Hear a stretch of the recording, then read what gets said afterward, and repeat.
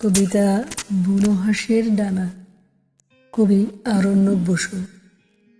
জানো শ্যামলিমা, ঘুম ভাঙলেই যে মুখগুলো ট্রেনের কামরায় আলতো ঠান্ডার ক্লোজ আপে আর দুলুনিতে আবছা দিগন্তের মতো ভেসে ওঠে, তেমন মুখ দেখে সেদিন সাত সকালে মনে হলো, কি মনে হলো পরে জানাচ্ছি।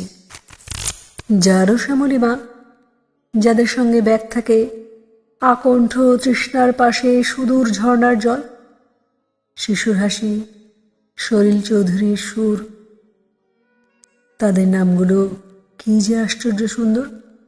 শুনবে?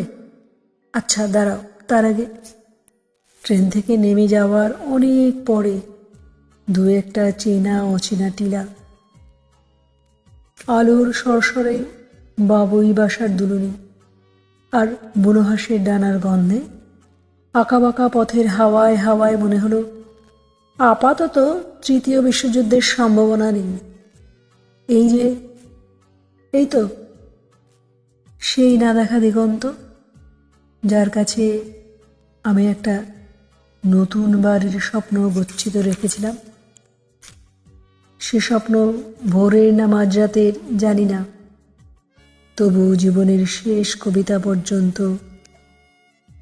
আরভিং স্টোনের লাস্ট ফর লাইফের মতো পিছু রাখবে বুনো হাঁসের ডানা।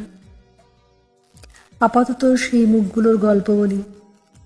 আচ্ছা দাঁড়াও, তার আগে তোমার কপালে আলতো চুলগুলো আর নাকের পাটায় যে নেতার হাটের সূর্যাস্ত, তাকে একটু ছুঁতে দেবে?